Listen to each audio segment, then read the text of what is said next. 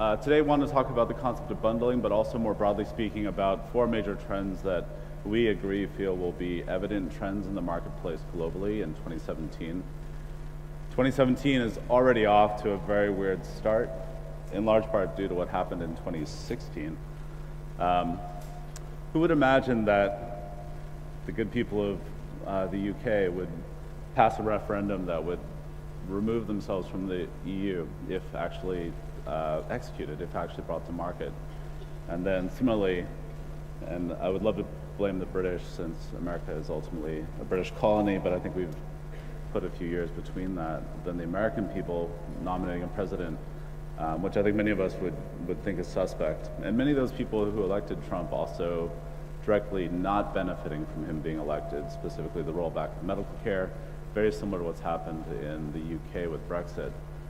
And you look at that as a macro trend that's really everywhere in the world. You see flurries of it in France, you see concerns around it in Germany, here. And you start to kind of wonder, like, what's actually happening. And it does harken back to the 1930s, a period of time when people looked in more than out. And I think it's something that we need to think about actually in the context of business, but also in the context of games. And it's very salient for me, at least. The headquarters for the Western business for GRI is based out of San Francisco.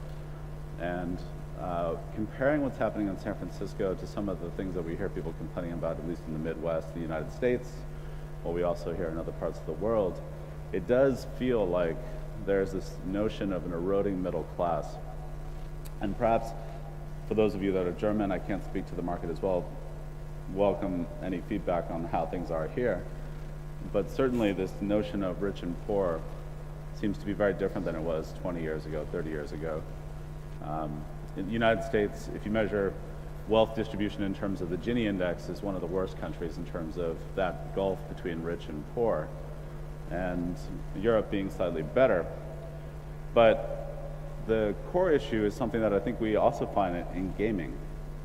And the question I'd like to pose is, what happens to the middle class for game development, and also what happens to the jobs that we have as game developers? How do we fit into this global economy? How do we actually create a sustainable business? How do we create sustainable franchises, especially in contexts where the cost of labor can be quite high and quite different in mix than in other markets? So I asked the team in our strategy department to pull some data. And like, hey, this is a thesis. I think this is something that's happening more broadly speaking. So they pulled App Annie data going back. This is basically monthly average revenue per publisher. So it's not at a game level, it's at a publisher. US only, just because it was a little bit cleaner. And they defined the rich, building off that image from the last slide, as being top 1 to 10 publishers in the marketplace. And then the middle class being 11 through 25. And then beyond that, what we deemed as poor, but I don't like that term, it's more smaller scale publishers, 26 through 50. So we're not even talking hundreds, the thousands of publishers that are actually in the App Store. And what you see here is a pretty surprising trend, right? In a market that's growing so quickly, and we feel this as developers when we look at the leaderboards, in a market that's growing so quickly, we see that a lot of the spoils from that growth have accrued to a very small number of people. And this is very similar to what the populace would say is happening in society overall. And specifically in the context of games, the way this manifests is the rich, or the people that are the largest developers in the marketplace, tend to have structural advantage. They tend to either have the ability to spend at large scale on marketing, or they have IP that they already own and operate, which they can either license out or build games against, which gets them lots of scaled traffic for free. Or they have the ability to invest in infrastructure that an independent developer might not be able to. The smaller teams, in contrast, the poor, which again, we don't like that term, but they continue to innovate, and they tend to be smaller teams that are more nimble, but they necessarily have to manage their scope to basically fit to the size of their team and the skill set of their team, but also to be able to deliver a game to market that has a shot of being financially viable. And that's kind of a scary trend. That's been going on for the last 5 years. That's not a 1 or 2 month thing. So what does that mean for all of us in the room today, people that work both in content production but also around content production? How do we take that into heart? And I believe 2017 will be the year when these 4 trends manifest directly, as people start to become self-aware that these trends have been here for quite some time. I've spoken about some of them in the past. But more importantly, and I think this is true for politics as well, 2017 is hopefully the year when we take control of our choices and we actually act upon them with agency, as opposed to being victims of circumstance or a structure that we don't believe in. And so the 4 trends for us are creative exits, what we call vertical partnerships, and I'll go into more detail on that. The rise of international markets, which is part of the reason why I'm here today. And then bundling, which is the core of our product strategy for the next title that we're building as a Western business within GREE, which is a Japanese developer. Creative exits. So it's not coincidental that these 2 companies are both European. The first one being King. King being a phenomenal story, went public back in March of 2014, was perhaps one of the best time IPOs, was in that sweet spot before Zynga started to slow down, when King was still growing very quickly, and the excitement around free-to-play mobile was still quite high. Not 2 years after they went public, King turned around and sold themselves to Activision through a very creative financial transaction where they used offshore money to buy the company and avoid a tax penalty, which was something that's very special important, I would say, for an American company, because American corporate taxes are so high. That deal was $5.9 billion in transaction cost. Then, perhaps the more recent and noteworthy transaction, Tencent buying out SoftBank's stake in Supercell, a transaction valued at $8.6 billion, which is incredible. Just thinking purely about the cultural impact of Supercell on their games, but then also the size of their overall operation. I mean, these are staggering amounts. And so what's kind of counterintuitive in these outcomes is, like, why would these companies sell, or why would they sell parts of themselves to another company? They're so large, they needn't sell. And certainly the founders and the employees have very safe positions inside companies that have top 10 grossing titles running in perpetuity. And the reason for that is the reality that the marketplace is maturing. Some of the hottest points of innovation in gaming today are actually free-to-play on console as opposed to free-to-play on mobile or other categories. And what's also unique about these companies is they have original IP, which is specific to mobile. One of a very small number of companies that actually have that IP, have that intellectual property. And I would argue that these were perhaps the biggest exits that we'll see from mobile for quite some time, possibly ever. Now, this is not to say that there are not opportunities for companies that are already operating in the space to have exits. We saw just recently Social Point sold to Take-Two Interactive, which is a great transaction, phenomenal team based out of Barcelona. You're also seeing that more and more people are finding creative ways to align themselves with people that will help them be successful on a long-term basis, defined not so much by a corporate entity, but more so by the teams working on games. Kabam is a good example of that, where they recently split themselves into 5 parts and sold one to Netmarble, the part that makes Contest of Champions, so that Netmarble could continue that investment and actually help them get better reach in Asia. A very creative structure. And so these creative exits, they're more than just selling your company, and they're more than just going IPO. It's really trying to think long and hard about what's the best configuration for the people that are working against either licensed IP or original IP, and then how can we set them up to be long-term successful in a marketplace that is maturing and is service-based, which means, like World of Warcraft or EverQuest, any of these MMOs, potentially each game will run for 10, 15, 20 years. Now, this is how we get to vertical partnerships. Some companies may not see a need to exit or may not desire an exit, which is an excellent choice. It really depends on what you're trying to do with your business, what your team is trying to do with the business. Vertical partnerships are a way for people that are in the middle, and also for people that are independent developers, to get more capability without building everything internally. one of the guys on our strategy team was at Slush this year, and he commented that in meeting with a few Finnish developers, he was astounded how they were almost collaboratively building a lot of the middleware they needed to produce their games, let's say like a leaderboard system or a chat system, and basically just swapping the code as part of a commons that was only for people that were part of that trust network. I think that's perhaps one of the most interesting versions of vertical partnerships, where people are actively choosing to specialize in one component of what it takes to build a game, and then also building the content that goes with that. Other forms you can find just outside the door here in the vendor lobby, where you see all these advertising partners and technology providers and across multiple platforms, VR all the way through mobile, that are looking for a partnership with a content developer or someone that can be an advertiser.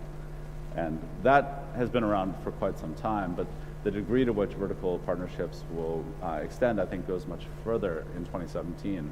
An excellent example of this, and you can find it in the marketplace in a few different places already, Zynga has it, for example, is the notion of moving older titles to lower cost markets for operations, or for creating centers of excellence around different products with a shared service at a global headquarters, oftentimes near the ad networks, San Francisco, Berlin, London, basically trying to get that cost advantage.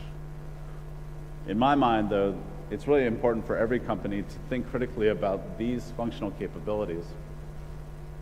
So publishing, more broadly speaking, breaks down into UA, brand franchise, marketing. Some people put live ops here, some people don't. PR for sure, platform relations, development. I would challenge anyone that's operating a business or a development team in this space to be actively thinking about whether these things should be internal to your business. I can't tell you how many companies we've looked at where you'll have a 20-person dev team that sits right next to a 20-person publishing team. And in that situation, it doesn't make the most sense from my perspective. I think now, 2017, is the time where you have to choose. Do you want to be an excellent developer and partner with someone who will bring that publishing capability, or do you want to be an excellent publisher? And then ask yourself the really tough questions: are we uniquely able to do that? Another example, I think, in that list, which is, it seems so obvious, is the whole notion of like platform relationships. There are certain developers that are just excellent at this. They've got either close personal ties, or they make it a full-time job to be close to the platform. But in reality, if you're producing one game every 2 years and your studio only produces one game at a time, you don't have a strong reason to talk to the platforms every week or every month. So that's a good example of something that having a full-time staff in-house to do that doesn't make sense. It makes more sense to partner with someone on that front. Now, kind of continuing the segue, we started with creative exits, which has been a way for many companies, large and small, to kind of find structural advantage. I would posit it's less about the financial outcome in many cases. It's more about whether people want to be in the industry long-term and how they view themselves being successful long-term. Then we went into vertical partnerships, which are basically different ways to get capability into your business that you might not otherwise be able to afford to build. This last category, the rise of international, feeds directly into the notion of vertical partnerships, and it's something that I think America is behind on, frankly, where Europe is more advanced, in Asia as well, is how can you leverage the global skill base that works in and around gaming to get the absolute best experience for your customers at any given point in the product lifecycle, right? When you're building a game, it makes sense to have a lot of the capability in-house because there's so much work. But once it goes live, you're really eroding at a disadvantage if you try to do it all yourself.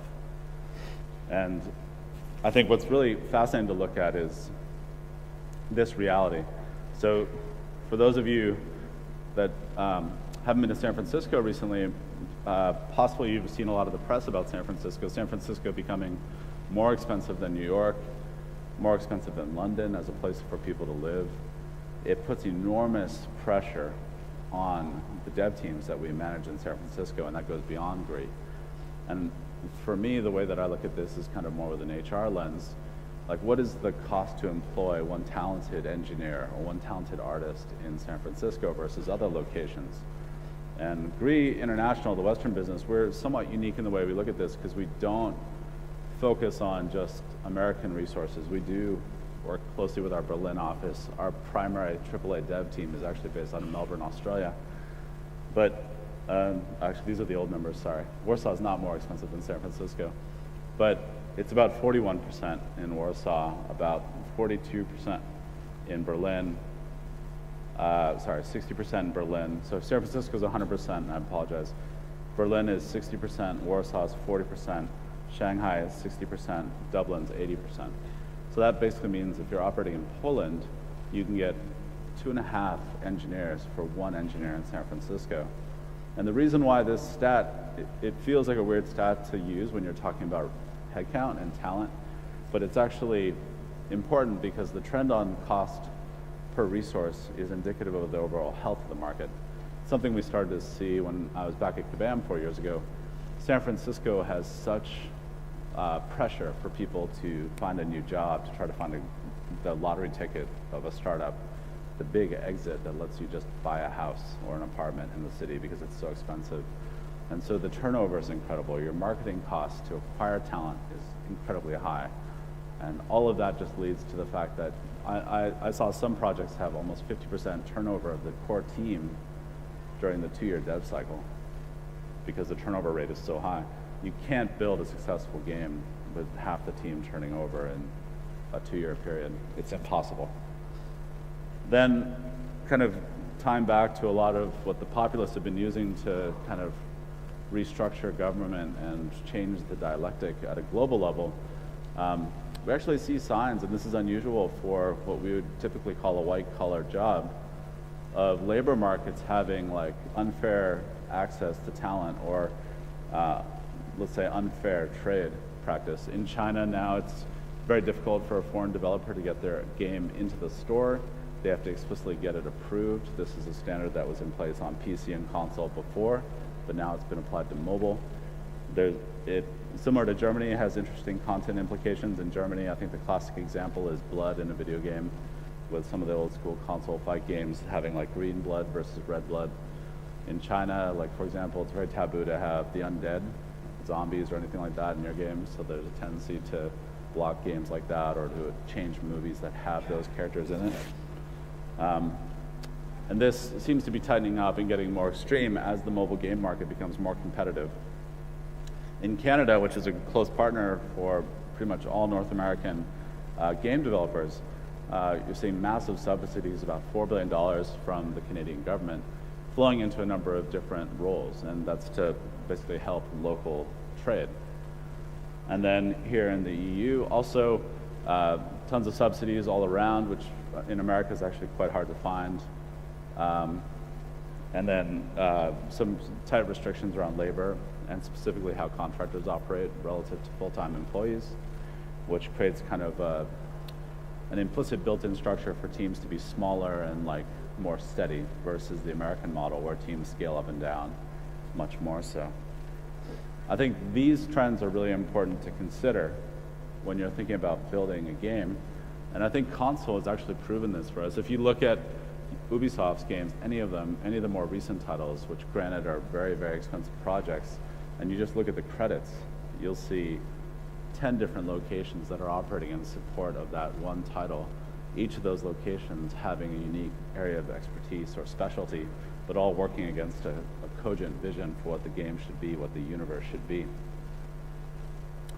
Then the fourth trend, bundling and unbundling. And this is a trend that we're actively pursuing at Gree, and it's something that I'll be talking increasingly about. It's so nice to actually have the associated game coming to market. It's taken quite some time to build this out. I'm embarrassed to say I didn't know who this guy was. When someone shared this quote with me, it was in the audience, I was like, who's Jim Barksdale? So we had to put the title on, but apparently he's the guy that was the Netscape CEO, the original Netscape CEO, and also a very successful venture capitalist. And his quote was, there's only 2 ways I know of to make money, bundling and unbundling, which prompts the question, what are those terms? And it's fairly straightforward.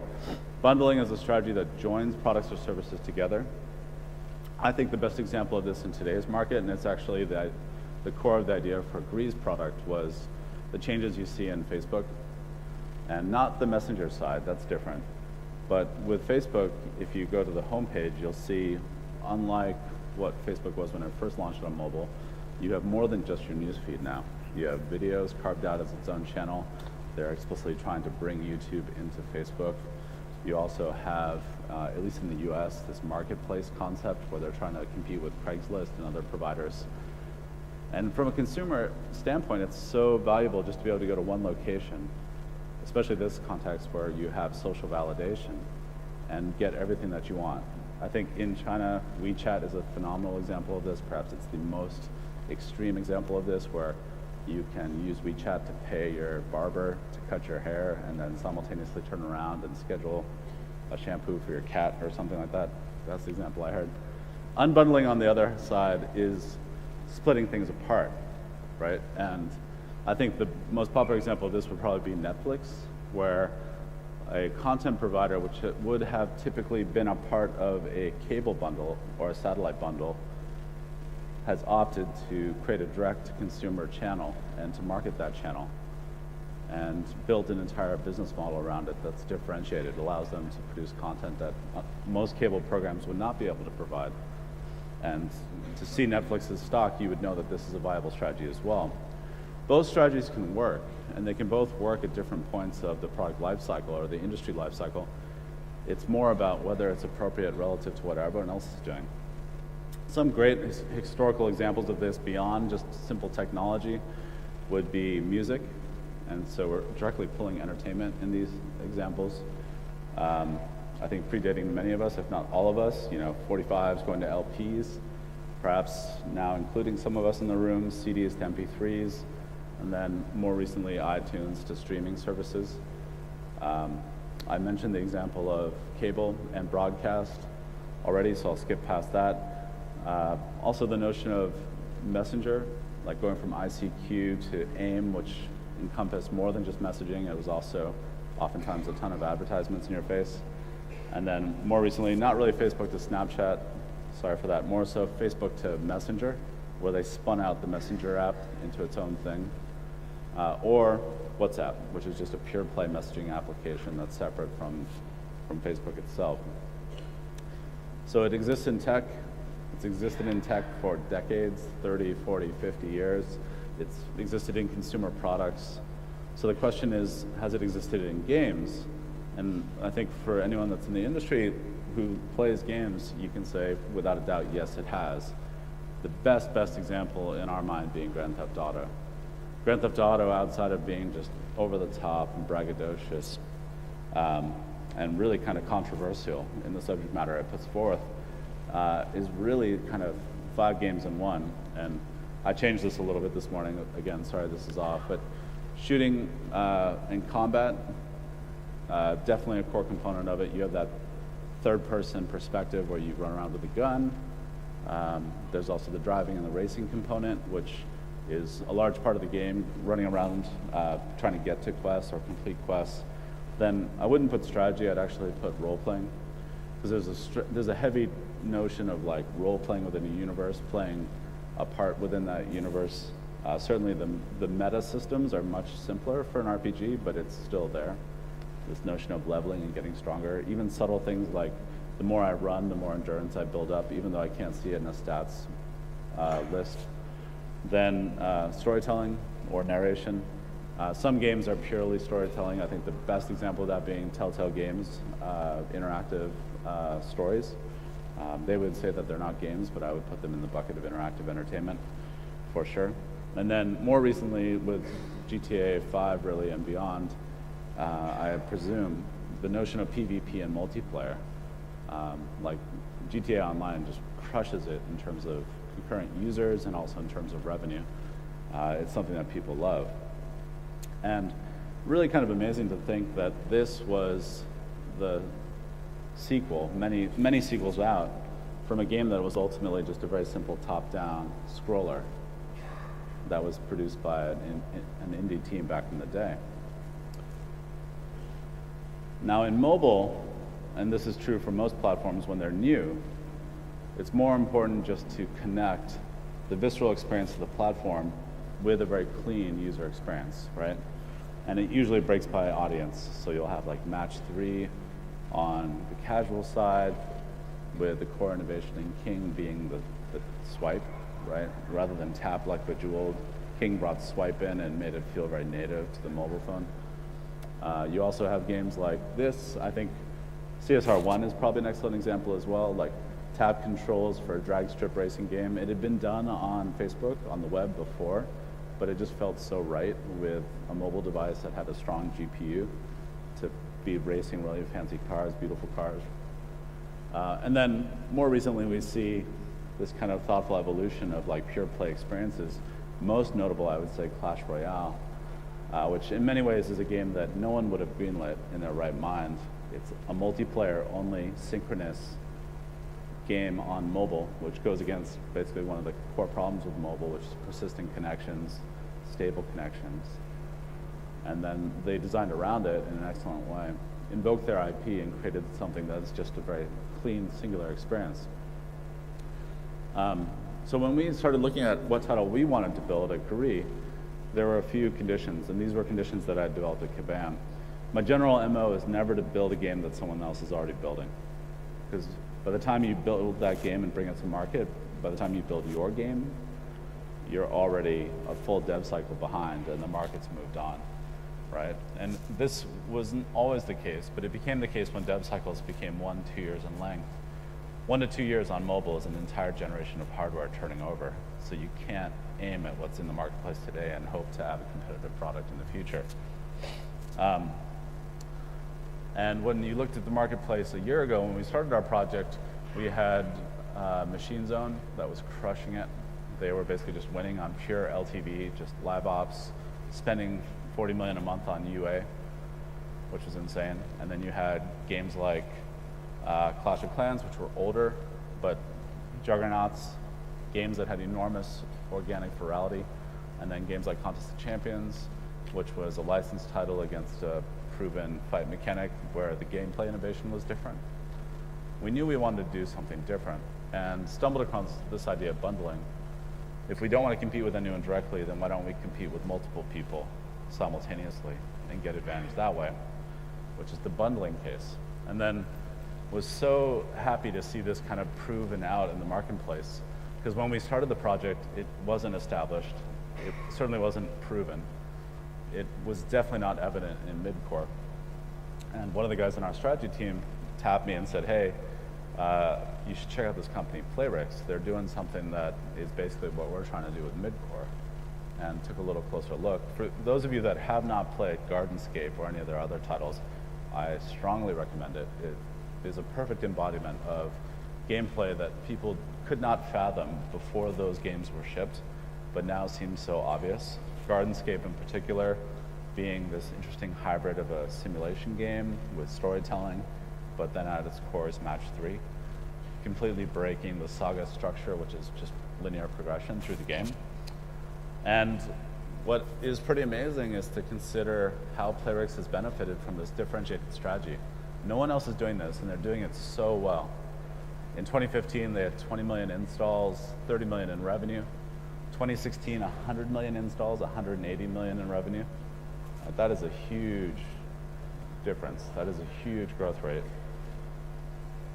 And then most importantly, look at the average revenue. So internally, we look at revenue and we look at installs as being just market clearing evidence that people want this type of gameplay. We don't care so much about the financial quality of it. When a company is able to do something different and have that thing that is different immediately take market share away from other games, either installs or revenue, you know that they're doing exactly what the marketplace wants. And what we've built up here is just a couple examples of games that are adjacent to Gardenscape that launched around the same time that they launched, right, just prior. And the blue here is Juice Jam, which is a really great game by SGN, now Jam City. Then Paradise Bay, which is the King title, which is more of a simulation title. When both those titles came out, I can guarantee you can see in the reviews, the consumers thought they were derivative. And then here's this Playrix title that brings both of those gameplay modes together and completely resets consumers' expectation of what that casual experience should be. And that's what we aim to do with Midcorp. So for those of you that are interested in this strategy, I definitely recommend you take a look at it. It's still not fully realized, which means there's a lot of green space, there's a lot of open area for innovation. It is squarely at the heart of what happened on console and what happened on PC. It ultimately is what's happening on tech. It is a logical response to having 300 apps on your phone. You'd like to put all 300 of them in one app. And we're behind China, so I think we have a far way to go before we run to the very limits of what bundling can be. This checklist, I think, can help guide you in how you explore it. You ultimately need to build a game that is better together than not. So the game that we're building has 3 core gameplay experiences that are completely different, that have never been done before. It's super painful because the fidelity of each loop is totally different. At one level, it's isometric. At another level, it's first person. We're relying heavily on storytelling to project that storytelling, to project quality into the universe and to make people want to live within that universe. That's really hard to do. You have to spend a lot of time on it. Focus on attached products with low penetration and high potential. The best proxy for this are categories that are inherently viral and tend to have low LTV. So like Contest of Champions is a great example of this. It was based on Injustice by Warner Brothers, which had tens of millions of installs but didn't make much money. And the innovation point there was just to bring monetization to the game. And then look for high margin products to complement what you're pulling in as a viral target. So in other words, bring together 2 things that people are going to talk about and that people actually value enough to pay for, and it should do really well. And then my last recommendation against this list, it's not on the list, is also to start with something that your team is already passionate about and ideally is already done successfully. If you try to do 2 things that you haven't done before, it's really like doing 3 things new for the first time, and that's very difficult. Depending on your resources, that can be very painful. Thank you for staying awake. Good. Appreciate the time. Real pleasure.